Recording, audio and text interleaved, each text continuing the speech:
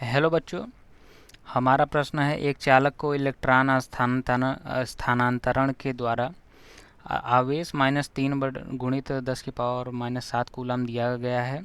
चालक के द्रव्यमान किलोग्राम, वृद्धि तथा चालक को प्रदान किए गए इलेक्ट्रॉन की संख्या क्रमशः होगी। इसके उत्तर कुछ इस प्रकार ABCD दिए गए हैं। चलिए इस प्रश्न को हल करते हैं।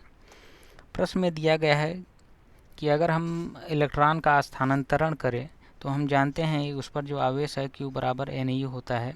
अब हमसे यहाँ पर N की वैल्यू पूछ रहा है, इलेक्ट्रॉनों की संख्या। तो इलेक्ट्रॉनों की संख्या हम बता सकते हैं Q/E। अब Q का मान यहाँ पर रखेंगे -3 गुणित 10⁻⁻7। E का हम जानते हैं ये आवेश होता है 1.6 10⁻⁻19। इसको सॉल्व करें तो माइनस से माइनस कट गया, 3/1.6 10⁻⁻7 फिर 10⁻⁻19 प्लस का 19, ये ऊपर जाएगा तो प्लस का 19 हो जाएगा। अब बच्चों हम फिजिक्स में हमें क्या होता है कि बहुत अप्रॉक्सीमेशन वैल्यू लेके चलना पड़ता है। अप्रॉक्स वैल्यू हमें लेके चलना ही पड़ेगा फिजिक्स में, कोई इसके क्योंकि कैलकुलेशन बहुत जो है लेंदी होते हैं। तो अगर हम इस टर्म को देखें तो ये अप्रॉक्स जो है 2 होगा, 2 बार में डिवाइड हो जाएगा 3। अब यहाँ पर इसको देखें तो ये क्या हो जाएगा, प्लस का आधार सेम है तो इनके घातांक जुड़ जाएंगे, -7 + 19 यानी 10⁻12। यानी हमने यहाँ से इलेक्ट्रॉनों की संख्या निकाल लिया है 2 × 10⁻12। अब हमसे पूछ रहा है कि चालक के द्रव्यमान में जो कि किलोग्राम में है वृद्धि क्या है। तो हमसे ये यहाँ से क्वेश्चन में डेल्टा m पूछ रहा है। डेल्टा m कुछ और नहीं n, और ये मास ऑफ इलेक्ट्रॉन। अब मास ऑफ इलेक्ट्रॉन क्या, तो यहाँ से n की वैल्यू हम निकाल ही चुके हैं 10⁻12। अब उसके बाद मास ऑफ इलेक्ट्रॉन हम जो होता है जानते हैं 9.1 × 10⁻31, ये हम जानते हैं।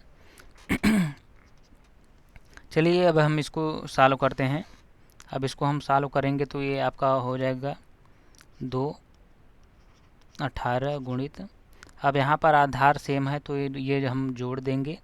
ये जब जोड़ेंगे तो ये आपका आ जाएगा 10 की पावर +12 -31, ये आपका हो जाएगा माइनस का 19।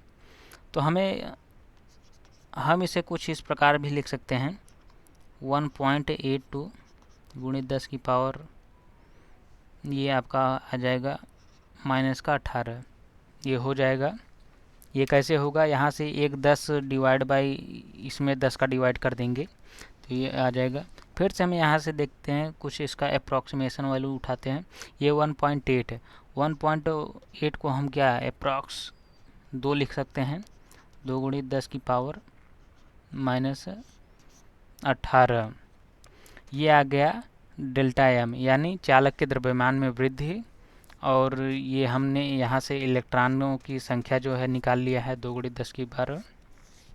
फिजिक्स में हमें कभी कभी जो इसके कैलकुलेशन ऑप्शन के हिसाब से भी करना पड़ता है, यानी इसके उत्तर डी करेक्ट आंसर है। यहाँ पर ये जो है डेल्टा m का वैल्यू है और ये E, यानी डी जो है हमारा करेक्ट आंसर है। Thank you.